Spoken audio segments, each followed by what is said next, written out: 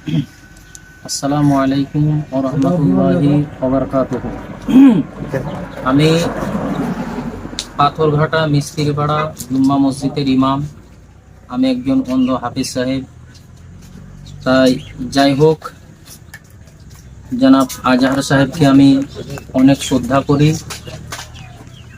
উনি মাজুর বান্দা দেখেছে যে অন্ধ মানুষ কোথায় পাবে। যাই হোক, অনেক কথা ভাবনা চিন্তা করে আমাকে এই মোবাইলটা দিয়েছে জনাব আজহার সাহেব।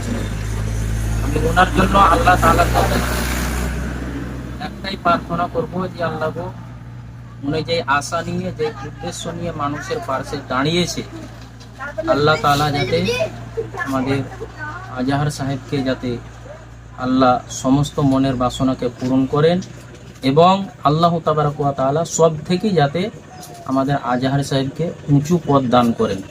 আসসালামু আলাইকুম ওয়া রাহমাতুল্লাহি ওয়া বারাকাতুহু।